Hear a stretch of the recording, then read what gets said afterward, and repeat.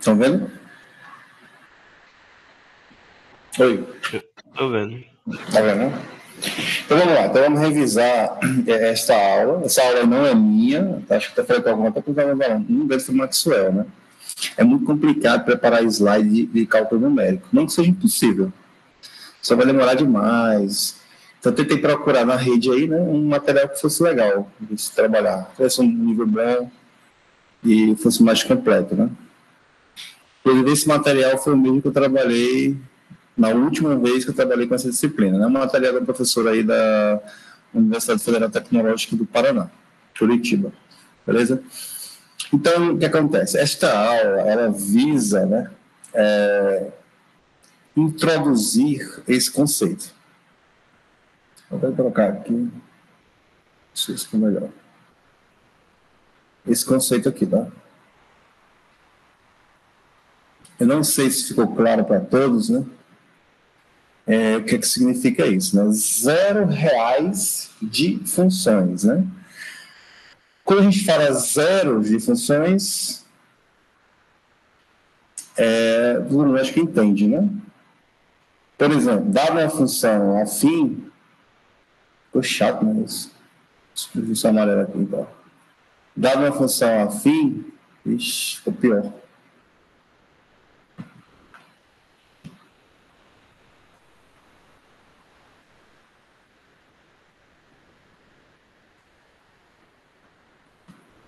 Deixa eu botar para o clássico mesmo. Então, o nosso objetivo, né, é estudar zero de funções. Só para ficar um pouco claro o que é isso, vou pegar um exemplo bem trivial, né? Quando você tem uma função, por exemplo, f de x igual a 5x menos 10. Essa função afim, né? Do qual todo mundo sabe qual é o zero dessa função, né? O zero de uma função é o valor de x tal que o f desse x seja zero, né?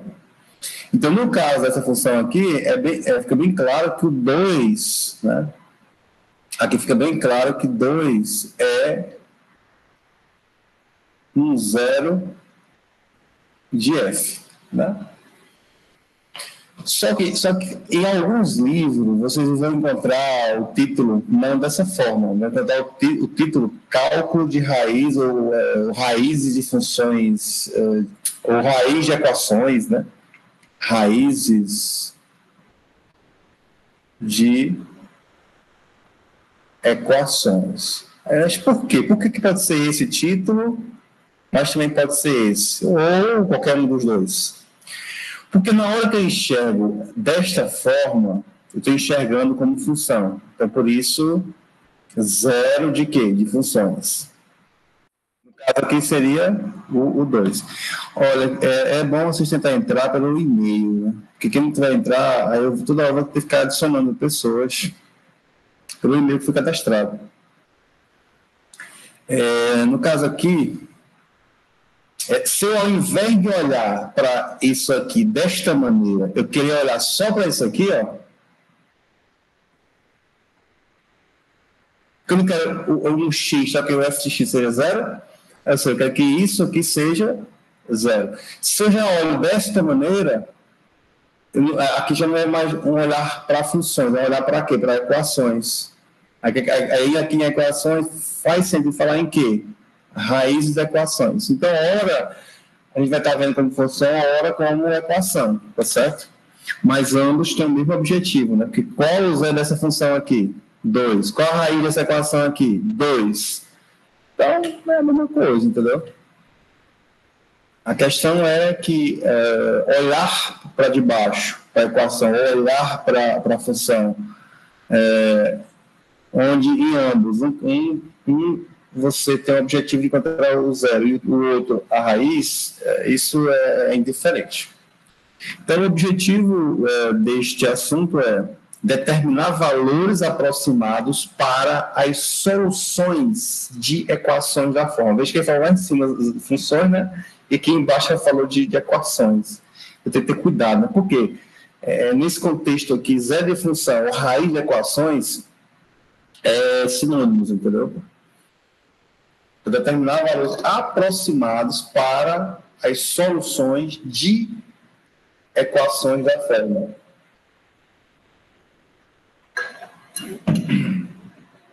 Bom, aí esses dois casos aí, eles sintetizam dessa forma aí, ó. F de x igual a 0. F de x igual a 0. Sendo f uma função real dada. No exemplo anterior, né? A f de x, quem era? 5x menos 10. Só lembrando que essa função aqui, f, agora, não é mais somente essas funções que a gente está acostumado a estudar. Essa função f agora é uma função qualquer. Porém, não esquecer que ela é real. Não se trata de funções no R2, no R3 ou complexas. É uma função real. Porém, qualquer.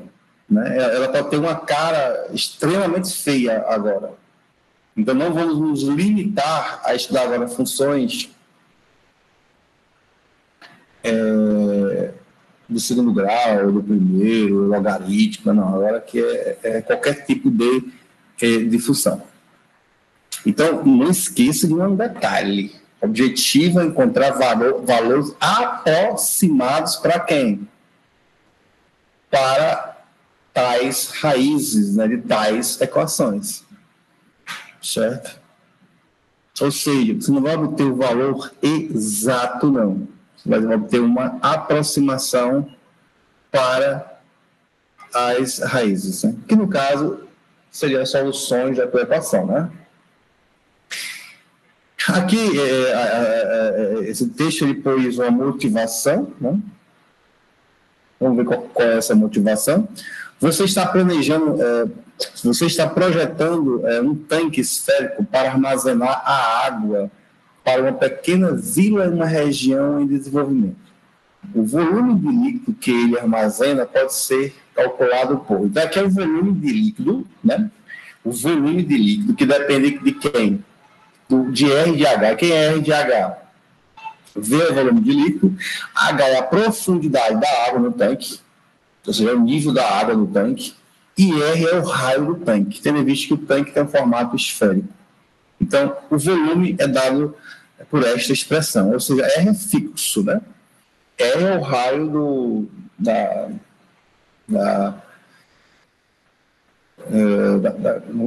reservatório, né? Que tem um formato esférico.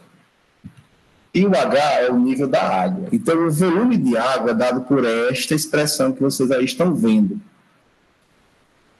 Bom, tá aí o desenho para ficar um pouco mais claro, né? Tá aqui o nível da água até uma certa altura H, e a esfera ela tem um raio, né? R.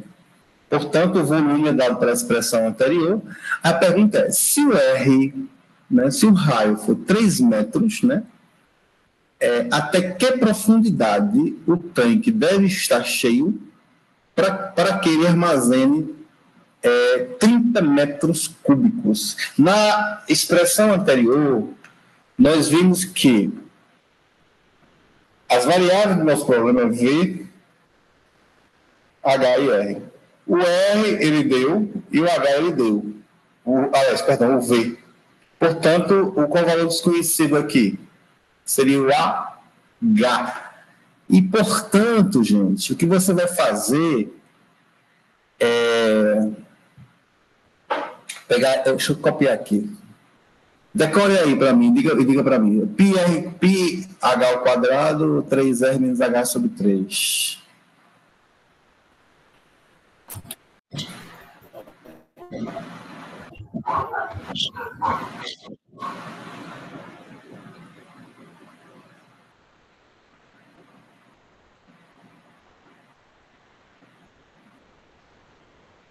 Pronto. Vamos tentar deixar nesse mesmo formato aqui, entender por que o objetivo é resolver essa equação aí, né? Então, o primeiro objetivo aqui é você observar o seguinte: V é 30, pi H ao quadrado menos não, vezes, né? 3 vezes o R menos o H sobre 3. Certo?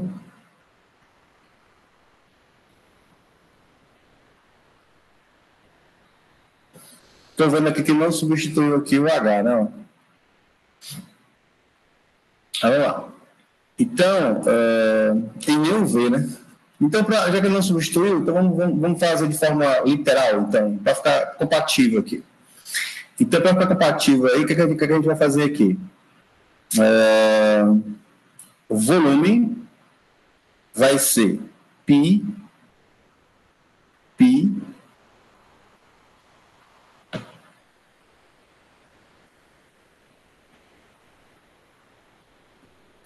tá certo aqui. Você vai multiplicar aqui o πr quadrado vezes o 3r, só que o 3r aqui está sobre 3, né? Isso é r, então vai ficar π r h ao quadrado, certo? Aí agora, menos π, aí aqui vai ficar menos h sobre 3. Vai ficar π h ao cubo sobre 3. Aí foi o que ele fez. Ele pegou aqui, jogou 3 para cá e isolou esse termo aqui com parênteses. E agora, o que ele fez agora? Pegou o V que está aqui e jogou para o segundo membro. Ficou o que agora? Ficou π r h ao quadrado menos π sobre 3. Nem precisa ter colocado esse parênteses aqui. H ao cubo menos V igual a 0. Então, isso aqui ele pegou, chamou da nossa F de H. Pronto. Foi só para vocês entenderem, tá certo? Então, a F de H é isso aqui, ou seja, lá no início, né, o objetivo era resolver a equação do tipo F de x igual a 0. Aqui, no caso, F de H igual a 0. Né? Trocou o x pelo H, só isso. Então, é isso. O objetivo, então, é encontrar o I0 dessa função. Ou, em outras palavras, encontrar a raiz dessa equação. Ou o I0 dessa função. Certo? Sendo que V é 30 e sendo que o R é 3. Pronto. E é isso. Veja que aí você já está com a equação cúbica, né? E aí já é complicado, não tem um método específico para resolver esse tipo de equação, certo? Mas aqui não é o momento para se resolver essa equação, que foi só mais para motivar, né? Então, a solução exata de f de x igual a 0 pode ser encontrada apenas em alguns casos, né? Em caso de polinômios de grau menor ou igual a 4, né? E nem todos, obviamente. Tem polinômio de grau 3 aí que você não consegue resolver, a não ser alguns específicos, né? Você pode resolver aquele negócio lá de Tartaglia, enfim. Acho que você já deve ter se deparado com aquele método. E algumas funções trigonométricas. No mais, não é possível resolver. Isso eu estou falando no método que a gente já conhece, né? No método tradicional, né? Não aqui, obviamente. Mesmo quando a solução analítica está disponível, sua determinação pode ser complicada. Então, tem alguns casos em que você tem uma equação do qual é possível se resolver de forma analítica, porém, para se chegar na solução, é um processo muito complicado. Por exemplo, o caso lá das equações de grau 3. E aí, para certos problemas, fica inviável usar este método. Em alguns casos, né, por exemplo, de equações polinomiais, os valores de x anulam f de x, podem ser reais ou complexas. Neste curso, estamos interessados somente nos zeros reais de f de x, então nada de zeros complexos.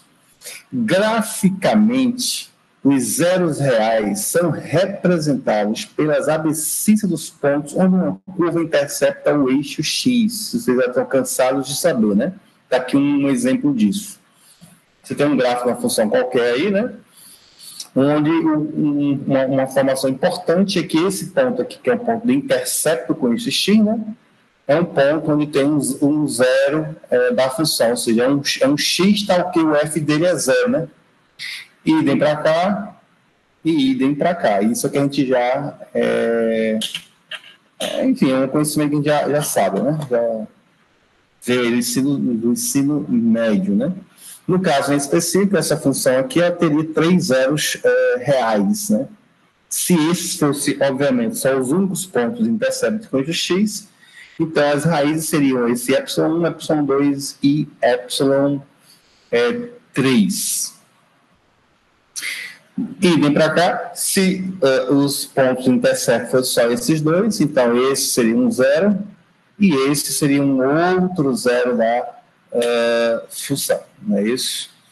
Então, a ideia central dos métodos, né, que iremos aprender é partir de uma aproximação inicial para a raiz e, em seguida, refinar essa aproximação através de um processo interativo. A ideia central dos métodos, que métodos, né? Que a gente vai ver aqui em cálculo numérico, são alguns métodos, né, de como obter os zeros reais, vamos dizer, aproximados, né? Ou seja, é você encontrar aproximações para as raízes de uma equação ou para os zeros de uma função. Professor, eu queria que o senhor chamasse um pouquinho a atenção na hora do método da bissecção, viu?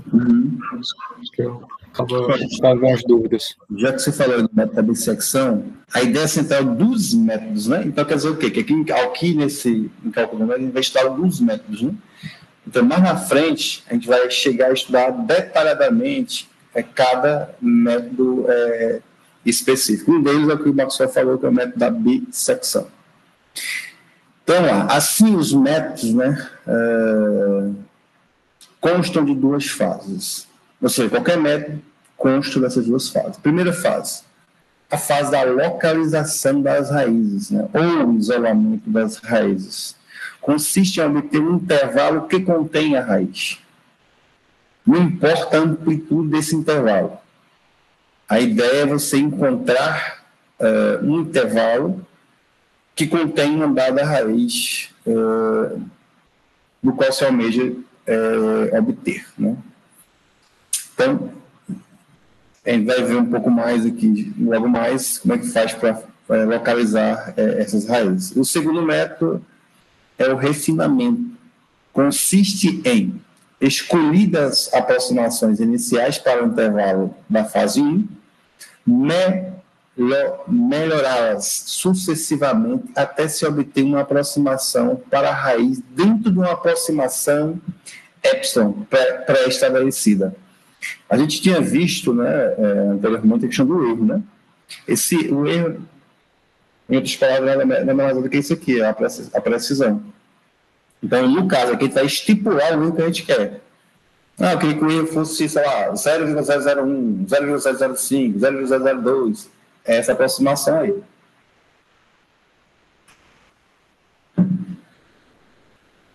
E tem mais, tem vários tipos de erro, né? Erro absoluto, erro relativo, erro das contas. Então, na hora que você vai resolver esse problema, você também tem que implementar lá o erro que você quer, né?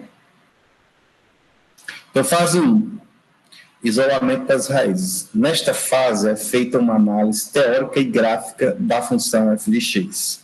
O sucesso da fase 2 depende fortemente da precisão desta análise, ou seja, da fase 1. Fase 1. Isolamento das raízes. Na análise teórica, usa-se. Então, para você usar essa fase 1, vai usar o teorema 1, né? E aqui está o teorema. Seja f uma função contínua em AB, no intervalo AB, se o f de A vezes o f de B for negativo, ou seja, em outras palavras, se f aplicado em A e f aplicado em B tiverem sinais contrários, então existe pelo menos um ponto x, que é igual a esse que se, entre A e B, que é zero de f de x. Esta é uma consequência do teorema do valor intermediário. Vamos ver na prática as implicações deste teorema. Aqui está uma delas. Observe que, neste caso, o f de B está aqui, positivo. F de A está aqui, negativo. Sinais contrários. Pelo teorema, garante que entre o intervalo A e B existe uma raiz real. Está aqui ela. Vamos ver mais um exemplo. F de A, negativo. F de B, positivo. Sinais contrários. O que garante o quê? Como tem sinais contrários, né? O F de A vezes o F de B negativo, garante que tem raízes. Quando fala que tem, não quer dizer que tem só uma, tem pelo menos uma. No caso aqui em questão, ó, tem 3 logo. Resumindo, lá o teorema que tem uma raiz, e tem, né? Se tem 3, tem uma, né? Mais um exemplo. F de A, negativo. F de B, positivo.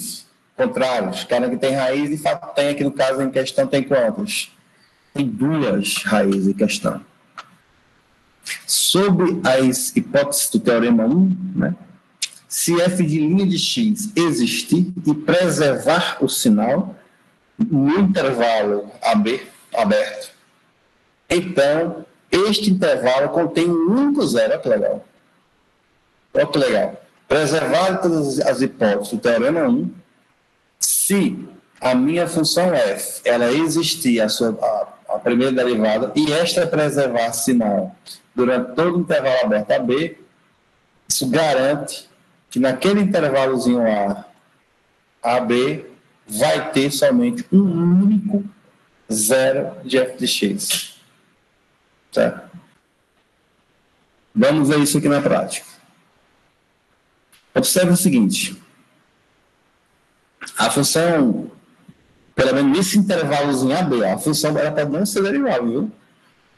Mas no intervalozinho AB, você observa que de A para B, ela não tem ponto de descontinuidade, não tem nenhum probleminha. Então, ela é derivável de A para B.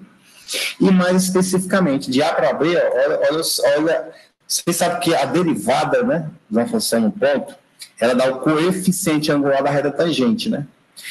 Todas essas retas tangentes aí, ó, elas têm coeficiente angular entre 0 e 90. Sabe que o coeficiente angular é o ângulo, né, que ela forma com o eixo x, né? Veja que o ângulo, todos que formam entre o eixo x é menor que 90. Ou seja, são retas crescentes. São retas crescentes. Então, resumindo, elas preservam sinal nesse intervalo. Então, se o f de linha é sempre positivo para todo x intervalos em AB, garante que neste intervalo só tem uma raiz e está aqui ela.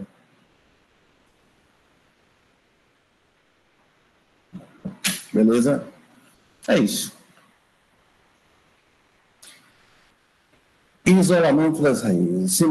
Outro caso, né? Outro caso. Observe que de A para B, a função é toda contínuazinha, bonitinho. E mais, a inclinação das retas tangentes, todas têm inclinação entre 90 e 180. Ou seja, todas são retas decrescentes. Ou seja, a f' de x é menor que zero para todo x no intervalo. Você já preservou. Se preservou, você vai ter uma única raiz no intervalo AB. Uma forma de isolar as raízes de f de x usando os conceitos anteriores é tabelar f de x para vários valores de x e analisar as mudanças de sinais de f de x e o sinal da sua derivada, né, nos intervalos em estudo. Vamos ver aqui um exemplo disso. Seja f de x igual a esta função aí, x ao cubo menos 9x mais 3, vamos analisar o sinal desta função. Construindo uma tabela de valores para f de x e considerando apenas os sinais, temos... aqui está x e o f de x, né? O f de 3 ele vai ser positivo, o f de 2 negativo, o f de 1 negativo. É só você calcular o valor e ver o sinal. Mas aqui não interessa não no valor, sim no sinal. Aqui está os sinais de todos os valores. O que acontece? Observe que de 2 para 3 houve uma mudança de sinal. Se houve uma mudança de sinal, pelo teorema, nesse intervalo tem pelo menos uma raiz. Se houve uma mudança de sinal, aqui vai ter pelo menos uma raiz. E aqui também. Ou seja, descobrimos 3 intervalos que tem pelo menos uma raiz. Como a função é no terceiro grau, ela só pode admitir no máximo 3 raízes reais. Como descobrimos 3 intervalos, isso quer dizer que cada intervalo terá que ter obrigatoriamente pelo menos não, uma única raiz. Em outras palavras, a fase 1 foi cumprida. Para a fase 1, localizar a raiz, ou seja, achar um intervalo que contenha uma raiz. E nós achamos os 3 intervalos que contêm as raízes, ou melhor, os zeros da minha função f. Sabendo que f de x é contínua para qualquer x real, né, e observando as variações de sinal, podemos concluir que cada um dos intervalos de menos 5 a 3, de 0 a 1 e de 2 a 3 contém pelo menos um zero. Pelo menos um zero. Como f de x é um polônimo de terceiro grau, podemos afirmar que cada intervalo contém um único zero, e assim localizamos todas as raízes de fx, o que eu acabei de falar anteriormente, né? Se f de A vezes f de B for positivo, olha lá, antes estava analisando negativo, né? Agora, se for positivo, ou seja, se f de A e f de B tiver mesmos sinais, então podemos ter várias situações no intervalo AB, conforme mostramos agora. Vamos ver quais são algumas dessas situações. Primeira situação, f de A positivo,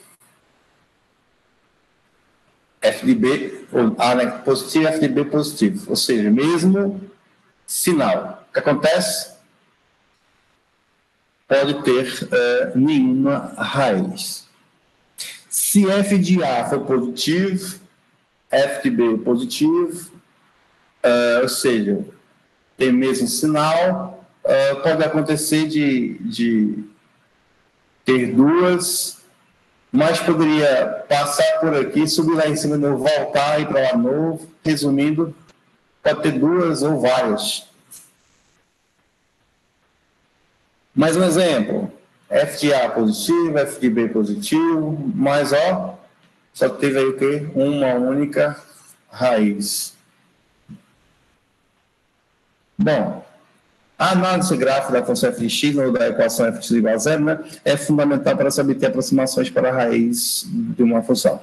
Temos 3 processos de gráficos a analisar. Antes disso, vimos o que aqui, nessas conclusões aqui, que o fato de f de A e f de B ter o mesmo sinal não ajuda em nada, porque pode ter nenhuma raiz, pode ter uma única, pode ter várias, enfim, não chega a conclusão alguma. Processos gráficos. Primeiro, sim, aqui temos o seguinte, né?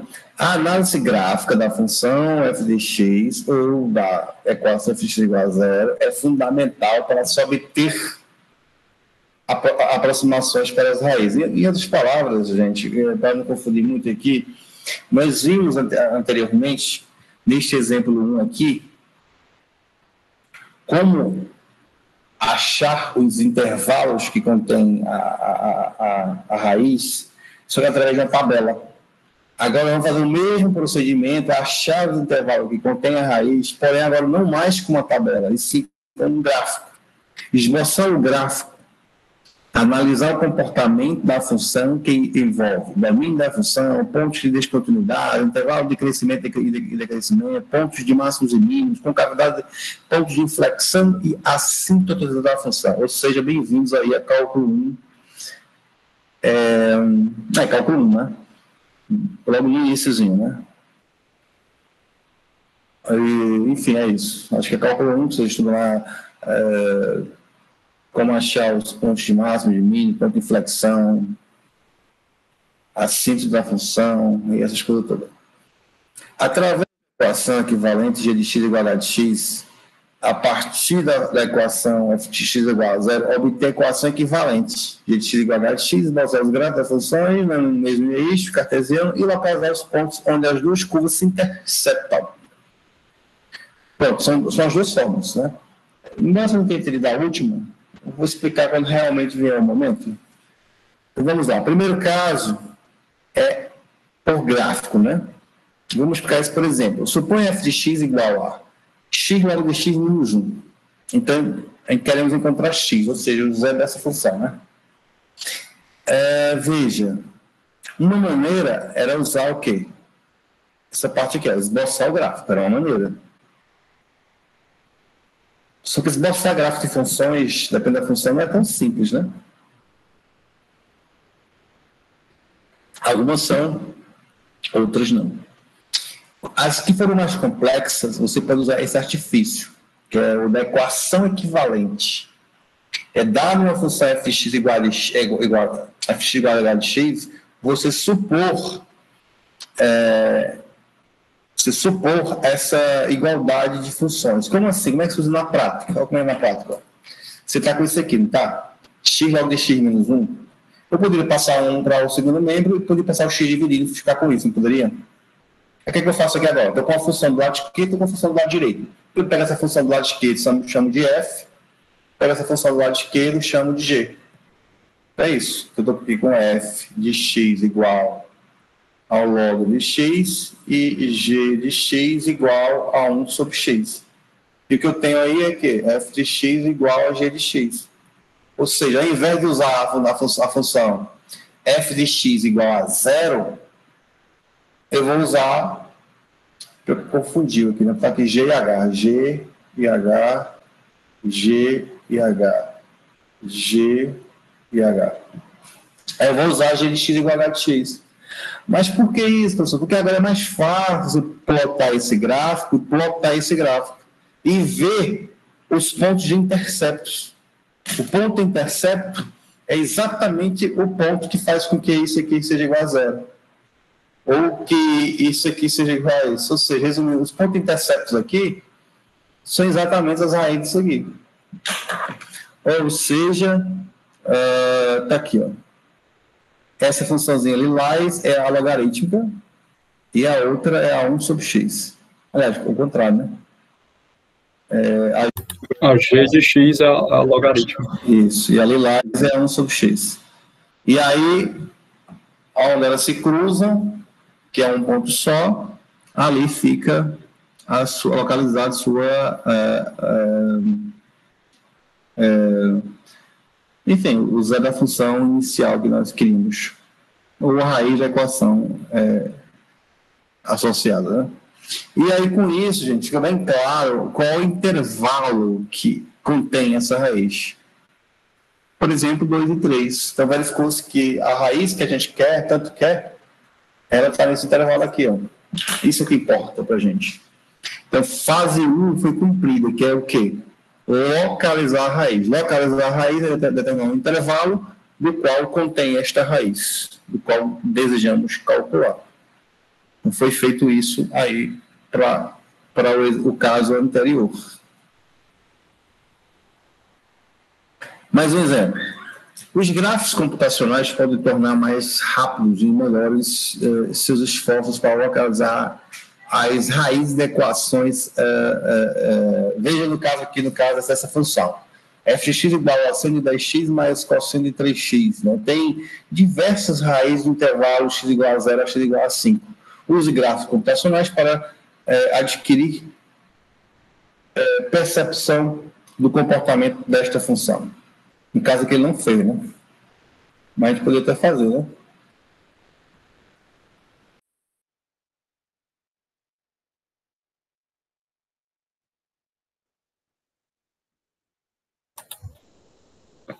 Professor, caso seu computador seja o Windows 10, a calculadora dele faz, a parte calculadora gráfica. Mas pode fazer um jogo já também.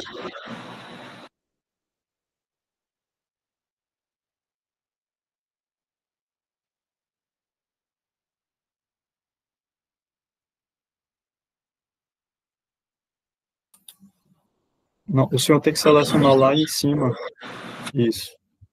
Aí tem a parte gráfica. Representação gráfica.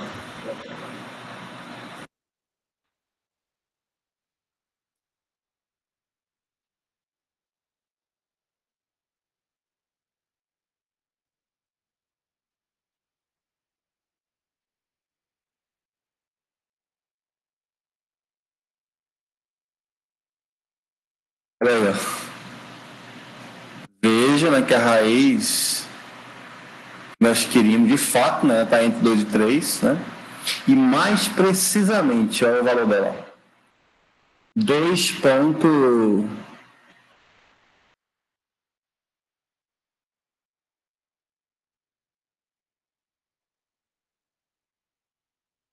Lá 2,5 aproximadamente.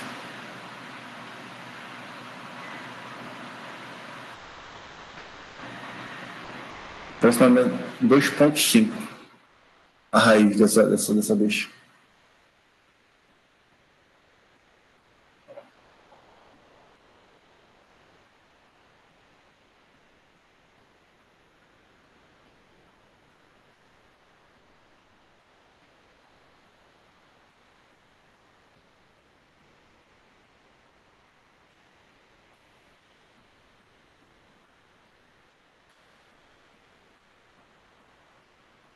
Não tem como calcular interceptos não, né? Aqui. Tem como o senhor colocar a função log e depois colocar a função sobre x. E aí o senhor vai notar que elas vão se interceptar entre 2 e 3.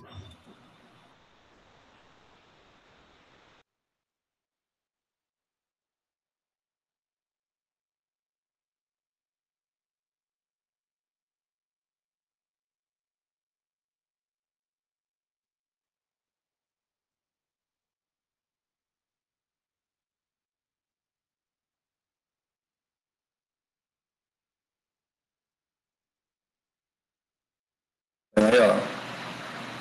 Só que o que acontece?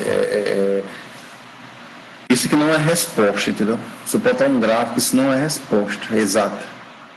Isso é só apenas um indicativo, enfim. Mas para pesquisa científica, ninguém vai plotar um gráfico, até porque plotar gráfico de funções, dependendo da função que seja, não é fácil. Mas é mais fácil ter um método para encontrar a raiz do que propriamente plotar um gráfico.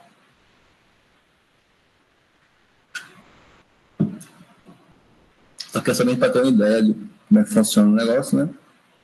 E que a gente vai obter, de fato, essa raiz aproximada, 2,5 alguma coisa aí.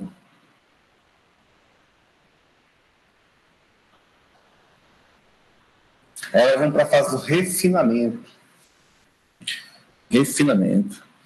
Veremos vários métodos de refinamento de raízes. Aí os métodos de refinamento, por incrível que pareça, são aqueles métodos que vai estar lá. O método de dissecção, o método de Sodas-Quantas, o método de Newton, o método... Esses são os métodos de refinamento. Porque a forma de refinar é o que vai mudar o método. Se você refina de um jeito, é método, sei lá, A. Se refina de jeito tal, é método B. Se refina de tal, é método C, que é o método que vai ajudar. Então, a forma como se efetua o refinamento é que diferencia os métodos. Até que se fossem iguais, né, seria o mesmo método, então não teria por que fazer denominações diferentes para métodos iguais. Um método interativo consiste em uma sequência de instruções que são executadas passo a passo, algumas das quais são repetidas em ciclos. Essa questão que você vai entender o que é um método interativo, por que é passo a passo, você vai entender melhor. Os métodos interativos, né, para refinamento de aproximações, para refinamento da aproximação inicial para a raiz exata, pode ser colocadas em um diagrama de fluxo.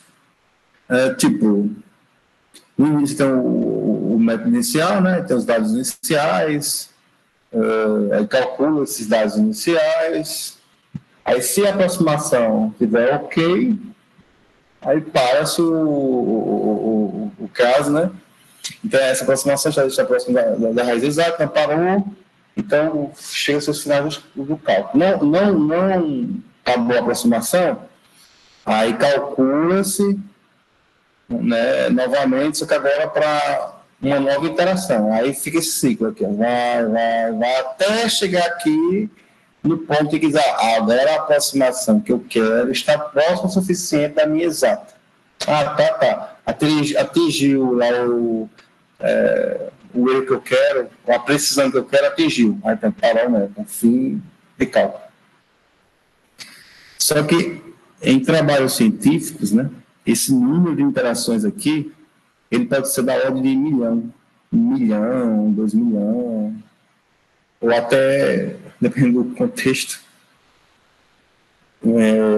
valores exorbitantes, né, de número de interações que tem que ser feito para chegar à resposta que você quer do seu problema. Por isso tem que usar computadores potentes, né, com memórias potentes, e esse é o grande desafio de quem trabalha com essas coisas. Critério de parada. Por que parada? Se não tiver um critério, esse negócio aqui vai ficar aqui, ó. Vai, volta, vai, volta, vai, volta, vai, volta, vai, volta. Não vai ter um critério. O critério está aqui, ó. O qual eu quero é uma solução próxima da raiz exata. Aí isso é o que vai definir, né, a parada do teu método. Então, testes. XK está suficientemente próximo da raiz exata? Bom, gente, agora aqui, a partir de agora, nós não vamos mais chamar de raiz X, nem de raiz Y, nem de raiz P, nem Q. Nós vamos chamar, se a gente for chamar de X, vamos chamar X com índice. Por exemplo, XK. Por quê, professor? Por quê? Porque a aproximação inicial para essa raiz, vamos estar chamando de X0. Faz-se a primeira interação, que é as instruções que tem que ser feita, você chega a uma nova aproximação, vamos chamar de X1. Se não for boa, faz uma nova instrução, chega a uma nova aproximação, que vai chamar de X2, X3, e assim vai, até você chegar numa XK, quer dizer, opa, agora essa aqui está com aproximação boa para real. Então, com essa diferença aqui chegar um nível menor do que um epsilon, é aqui um barro para diferenciar. Aí, para-se. Então, resumindo, as nossas raízes aqui, elas vão ser indexadas, né? X0, X1, X2, por isso que aqui está chamando de XK, onde K aqui varia de 0 a K. Existem duas interpretações para a raiz aproximada, né? Que nem sempre levam ao mesmo resultado. Bom, neste material, é bom especificar isso, né? Neste material, ele está chamando de raiz, de x barra, a raiz aproximada. Então, x barra para ele é a raiz aproximada, ok? Com precisão epsilon. Ou seja, um dos critérios de parada pode ser esse, ó. A diferença da aproximada menos a real, aproximada real, o módulo dessa diferença tem que ser menor do que a precisão desejada, a epsilon. Ou que o módulo de f aplicado na raiz aproximada seja menor do que epsilon. Tem mais critérios, certo? A diferença que vai valer aí é o seu problema. Como é que a gente vai resolver problemas complicados, vai implementar em computador? Tem que estar preocupado com os outros, não. Aqui são os dois mais usados. E são os dois que atendem probleminhas simples, coisas mais simples, coisas com menos sofisticação. Critério de parada. Como efetuar o teste I, né? Se não conhecermos o valor exato da raiz, que a gente quer encontrar essa raiz, nem sabe qual é o valor dessa raiz exato, não tem nem noção muitas vezes. Aí quando não sabemos, gente, uma grande sacada foi essa, ó. Usamos frequentemente os conhecimentos de erro absoluto e erro relativo para determinar o critério de parada. O erro absoluto é a diferença entre duas raízes. No caso aqui, ó, ele vai pegar a diferença entre a última interação menos a penúltima. Ao invés de pegar o x barra aproximado e a raiz exata aqui, como ele não sabe que diabo é isso, então ele pega a raiz aproximada da última interação menos da antepenúltima. Isso foi o erro absoluto. Se for o erro relativo, seria dessa forma. Então, normalmente, os problemas, ele não sabe qual é a raiz exata. Por não saber, a gente vai usar mais um desses dois métodos aqui, como critério de parada.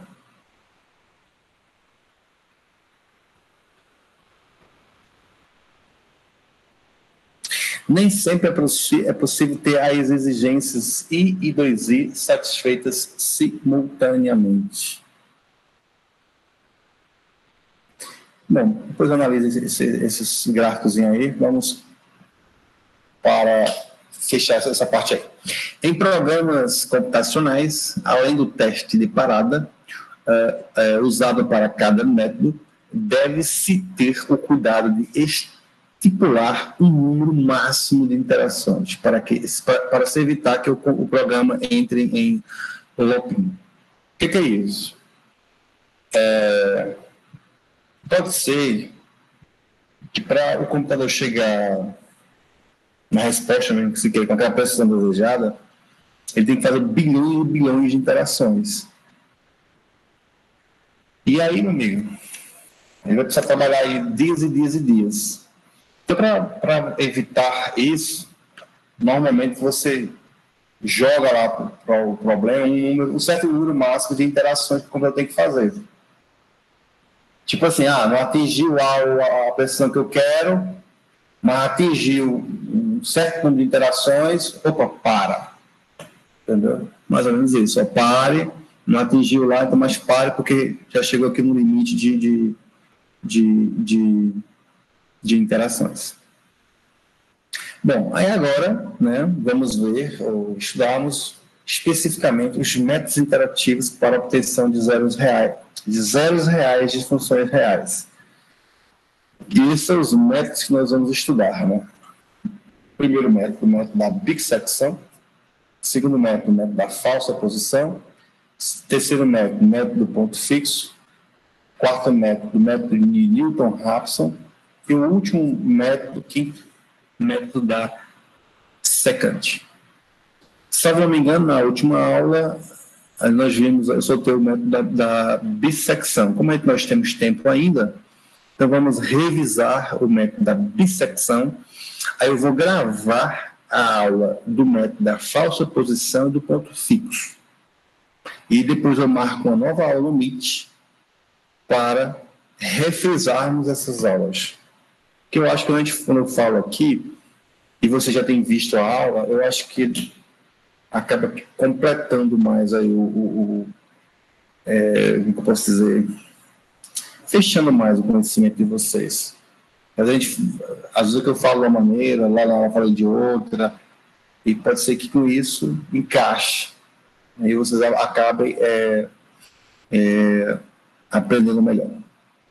Então vamos aí ao primeiro método, né? Método da bissecção. Suponha que f de x seja uma função contínua, né, no intervalo AB, tal que f de A vezes f de B seja negativo, ou seja, f de A e f de B têm sinais contrários, né? A gente já viu lá, pelo teorema 1, né, que a função que atende esse requisito, ela tem pelo menos uma raiz no intervalo AB. De acordo com o teorema do valor terminal, existe um número C em AB para o qual f de C é zero, né? Ou seja, C é a raiz. Né? Vamos supor, para simplificar, que AB contenha uma única raiz da equação f de x igual a zero. Então, agora nós vamos entrar propriamente neste método, né? Que é o método conhecido como método da bissecção. O objetivo desse método é reduzir a amplitude do intervalo que contém a raiz. Ou seja, a gente aprendeu lá na fase 1 como obter, vamos pegar aqui uma reta. A fase 1A, digamos que aqui fosse a raiz exata. A fase 1A, a gente conseguia encontrar um intervalo, né, que contém essa raiz, não foi? Então, o metabissecção, o objetivo dele é reduzir a amplitude do intervalo que contém a raiz. Se a amplitude aqui, ó, que é a AB, né? Se a amplitude aqui é a diferença, ele vai fazer um método de sorte que esse intervalozinho aqui vai comprimindo, ó, até chegar aqui, ó, um intervalozinho mais próximo que contém a raiz. De sorte que essa distância entre a amplitude do intervalozinho seja... Se isso aqui é AB, eu vou chamar de AK menos BK, seja menor do que a precisão da gente queira. Certo? Ou seja, a pressão requerida, né, que vai ser B menos A, tem que ser menor do que é. Quando eu coloco B menos A, gente, dá a entender que os extremos, mas não. É porque esse intervalo vai reduzindo. Vai reduzir aquele intervalo aqui, A1, B1, aí depois A2, B2, e por isso que eu chamei aqui de AK, BK, tá certo? É até mais interessante colocar um K que fica mais. Ou FTX barra menor do que X, né? Então é isso, vamos ver o que acontece. E essa forma de reduzir o intervalo de qualquer forma, não. É uma divisão ao meio. Ao meio. Mas como é isso, professor? Vamos ver na prática. Método da bissecção, né? Olha como ele é interessante, ó. Olha como é que ele é interessante. Primeiro, para aplicar ele, né? F de A está aqui, negativo, F de B está aqui positivo. Tem que ter sinais contrários, né? Para garantir que tem uma raiz lá no intervalo. Isso é fato. Aí o que é que você vai fazer? O que é que você vai fazer? Vai chamar esse A de A0, vai chamar o B de um B0, vai extrair aqui a metade desses dois carinhos. Certo? É tomar aqui o ponto x0. Quem é o ponto x0? É o ponto médio do intervalo AB. Beleza? Aí ele vai e calcula o F aplicado nesse x0. Se você observar aqui pelo gráfico, vai estar para cima, né? Positivo. F aplicado em x0. Observe que, como o F de x0 e o F de B têm mesmos sinais, eu vou descarto esse. Por quê? Se eu não descartasse esse outro, eu ia ficar com extremos que têm o mesmo sinal. F de x0 positivo, F de B0 positivo. Portanto, eu tenho que descartar esse. Então, que eu descarto esse, o meu novo intervalo agora passa a ser quem? A0 e x0. Aqui, ó. Agora, ó, no meu próximo passo agora, ó, aí eu vou chamar agora, o que era A0 vai ser A1, o que era x0 vai ser B1. Aí eu vou calcular o ponto médio deles, ó. Chamo de x1. Aí eu vejo que o x1 está lá embaixo, ó, o mesmo valor do A. Aí eu já excluo esse extremo. Aí, ao invés de eu ter agora isso aqui, ó, essa abertura todinha, eu já consegui reduzir agora para cá, ó. Vem, aqui. Aí, novamente, ó, esse x1 passa a ser A2, o B1 passa a ser o B2, aí, de novo, o ponto médio, ó, fica aqui o ponto médio, está para baixo, aí já corta esse de novo. Veja que agora o intervalo ficou menorzinho ainda, e você vai repetindo, repete-se o processo até que o valor de x atenda às condições do critério de parada. O critério de parada é um dos critérios que você vai colocar lá, né? Dos que a gente já viu.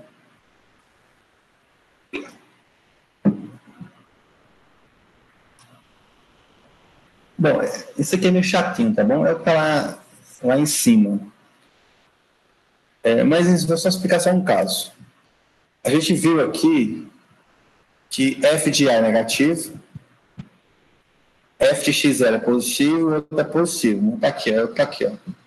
F de A é negativo, os outros dois é positivo. Como o do x1 deu positivo, aí você exclui esse, ó. Tá vendo? Aí o meu novo intervalo lá vai ser, esse que não mudou, então o A0 vai ser o A1 agora, ou seja, o A1 vai ser o A0, o B1 vai ser o X1, é um pouquinho chatinho, no gráfico você vê melhor. Aí você vai fazendo isso aí. Que na verdade é o que está explicado no gráfico aqui, ó. O que a gente explicou no gráfico. Então aí agora o que acontece? O método é simples, tá? O método não tem muita frescura, não. Vamos agora ver como é que fica isso na prática. Considerando o método da bissecção, com precisão agora, ó, eu quero que a precisão seja essa. 0,002. E adotando o intervalo 3 e 2 como intervalo inicial. Por que 3 e 2? Porque a gente já viu que essa funçãozinha aqui, né, ela tem uma raiz no intervalo 3 e 2. Obtém uma aproximação para a função. Olha que legal. Beleza. Usando quem? Método da bissecção. Quer fazer o quê? Quer pegar esse intervalozinho aqui e ir comprimindo ele, né? Então vamos lá. Vamos lá. Esse aqui é um repeteco, né? Já viu como é que faz isso, como é que se chega que a raiz está no intervalo 2 e 3. E aí vamos para lá. Bom, parece difícil, mas não é, tá? Vamos lá. Aqui está o número de interações, ó. 0. 0 é o estado inicial, tá? Aí interação 1, 2, 3, por aí vai. Vamos lá. Inicialmente, qual era o intervalo lá que continha raiz? 2 e 3, ó, inicialmente. Certo? Aqui está o f de 2, que nem interessava o valor. Interessa só o sinal. Negativo, f de 3 é positivo. Aí o que você faz agora? Vai pegar o ponto médio de 2 e 3. Está aqui em azul, é o ponto médio. Aí calcula o f aplicado nesse ponto médio, que é o do negativo. Como do negativo, e esse é negativo, você vai excluir esse aqui, ó. Aí quem é que vai ficar no novo intervalo? Ó? Esse e o que estava antes. 2,5 agora e 3. Ó. Aí quem é f aplicado em 2,5? Negativo. F, esse aqui não mudou, né? Aí você vai pegar agora o ponto médio de 2,5 e 3, ó. Aqui, ó, ponto médio. Aí aplica o F aplicado nele, ó, no ponto médio. Deu positivo, ó. Como deu positivo, aí você vai excluir o mesmo sinal, ó. Esse aqui deu positivo, que é o intervalo B. Portanto, esse vai cair fora. Vai ficar o que era antes no A, e o B virou esse, ó. 2,75, ó. Veja que a amplitude aqui, ó, era 3 menos 2, era 1. Já estamos com a amplitude aqui já, ó, de 0,25 já. Aí, novamente, calcula o F nesse 2,5 e o F em 2,75. Um é negativo, o outro é positivo. Pega o ponto médio dos dois, está aqui, ó. E aplica F, deu positivo. Quando deu positivo, é o mesmo sinal do F em B. O B é esse, ó. Então, exclui esse, ó.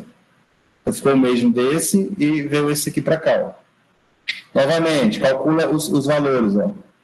E calcula o ponto médio, ó. Calcula o valor do ponto médio. Deu novamente positivo, que é relacionado ao B.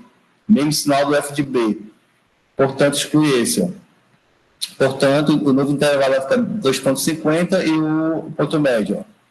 Novamente, calcula o F nesse cara e o F nesse cara. Está aqui e está aqui, ó. Ponto médio dos dois está aqui e o F aplicado está aqui. Positivo de novo. Relacionado com esse, cancela esse de novo. Veja que isso aqui foi conservado daqui, né? Aí, novamente, mesma situação. Calcula o F nesse cara, os dois carinhas, um é negativo e outro é positivo, ponto médio e o F nele. O novo é positivo. De novo, cai esse fora. Aí você vai calcular 2,50 menos. Veja que você for fazendo isso interativamente, olha o que acontece. 2,50, 2,51. Nesse caso em específico, quando eu pegar um menos o outro, ó, esse menos esse está dando, a diferença está dando maior. Ah, tá. Não, peraí. A diferença era maior do que epsilon. Se fosse usar esse critério como parada, ele não era para parar. Era para continuar. Por que ele parou? Porque o F aplicado nesse cara, ó, tá dando esse caboclinho aqui, ó. que é menor do que esse, ó. Aí, no caso, essa coisa aqui, se for usar o segundo critério de parada, seria a raiz aproximada.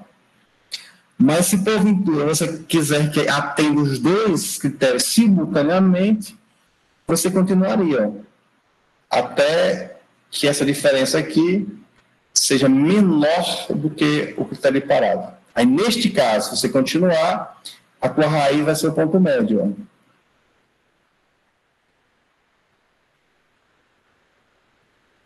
Certo?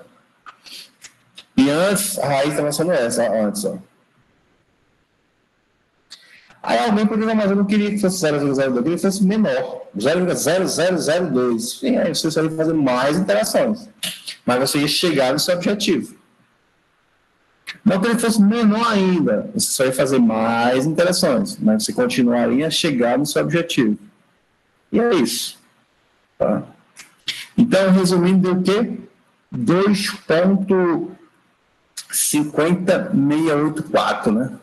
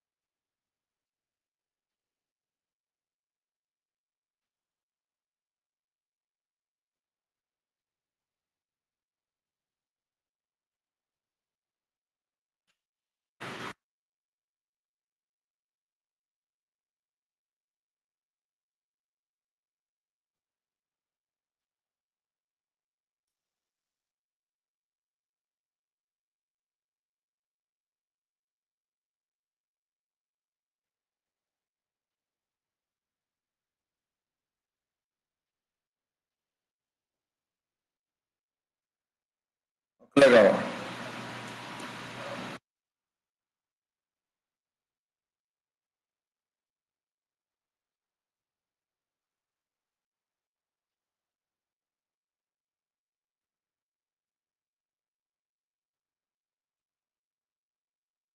Dois pontos.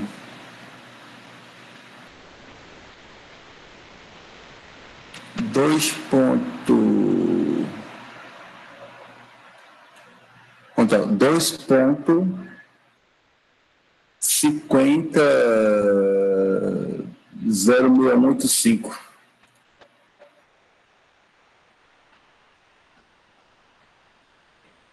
Dois pontos 50 0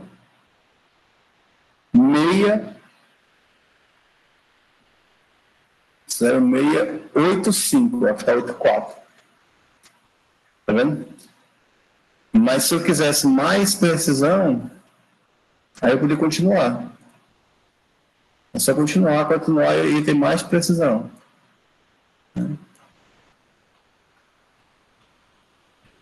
Olha, 84 é 2,506184, né?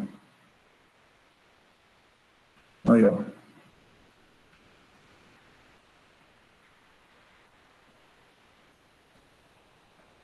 Olha, 2,506184154145. Quer dizer, o método aqui, ele parou porque eu quis que ele parasse aí, né? Mas aqui ele pode ir aqui até 1 milhão, 2 milhões, 3 milhões, 100 mil. Estimativa do número de interações, tá?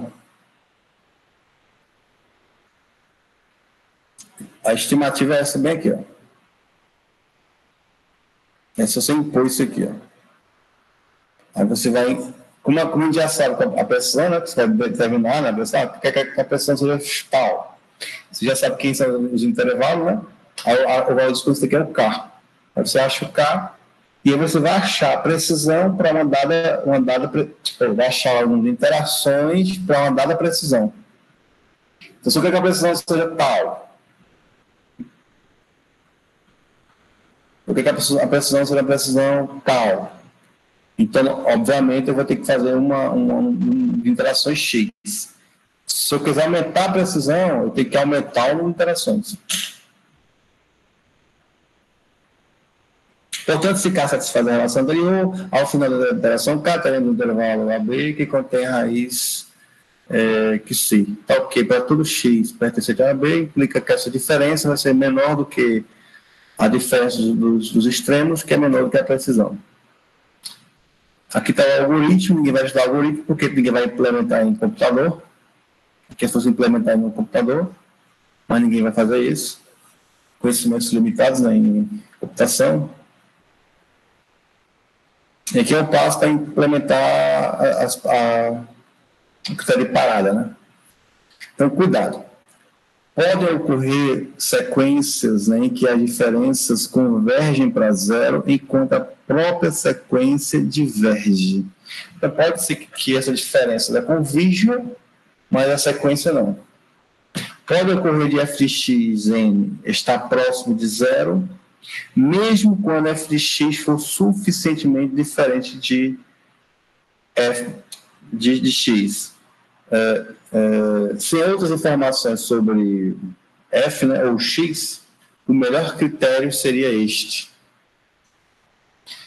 Pode ser o que mais se aproxima da ideia de teste ou erro relativo. Então, vantagens do método da bissecção: facilidade de implementação, estabilidade de convergência para a solução procurada e desempenho regular e previsível. O número de interações é dependente da tolerância. Quanto menor a tolerância, maior o número de interações. E desvantagens: a lentidão do processo de convergência. Requer o cálculo de f de x em um elevado número de interações. Então, é você pegar sempre calculando quem é o f de x, porque precisa do sinal, né? Isso não é legal. Necessidade de conhecimento prévio da região na qual se encontra a raiz de interesse, o qual nem sempre é possível se obter uma região do qual se garante que a raiz está ali dentro. Nem sempre isso é possível. Por isso é uma grande desvantagem desse método. Complexidade da extensão do método para problemas de multivariáveis, ou seja, se o professor só de uma variável, tranquilex. Mas se eu vou aplicar esse problema num probleminha de várias variáveis, de 10 variáveis, 100 variáveis, aí o problema deixa de ser interessante. Esse método deixa de ser interessante. Então, tá aqui o método anterior, né? Aquele exemplo anterior, f de x igual a x ao cubo menos 9x mais 3. Vamos encontrar a raiz do intervalo 0,1 com essa precisão de 0,001. Então, o intervalo inicial é esse, 0,1. Calcula-se o f neles, pega o ponto médio de 0,1, calcula o f nele. Por isso que é desinteressante isso, é calcular esses f's. Ó. Aí vejamos que aqui é negativo e aqui também é negativo. Ó. Deu negativo no B, portanto exclui esse. Ó. Vai ficar 0 e o ponto médio você achou. Aí de novo, calcula o f no 0, calcula o f no outro, calcula o ponto médio, calcula o f da função nele. Aí você vê que ele é positivo, aqui ele é positivo. De novo, cadê aquele positivo, né? O positivo é o A. Portanto, de AK fica fora esse, ó. Aí vem agora este e o outro. Aí você já está entendendo, né? Repete o processo, blá, blá. Olha a diferença B menos A. Antes era 1, foi para meio, foi para isso, foi para isso, foi para isso. Porque essa diferença é exatamente a precisão. Essa diferença é a precisão. Aí você vai até chegar, essa precisão aqui quer dizer o quê? 0,001. Que é aqui, ó. Portanto, com essa precisão, essa seria a sua raiz aproximada com essa precisão. Só que, claro, né, gente, a precisão aqui são exemplos, são coisinhas de leve, só para você entender a coisa, né? Claro que em problemas, em estudos mais sofisticados, em pesquisas, a precisão era muito, muito menor. Mas ninguém quer fazer pesquisa, né? Que é só para entender o problema, então é isso. Então pronto, gente, acabou a aula. Deixa eu prazer de gravar, para não ficar tão extenso.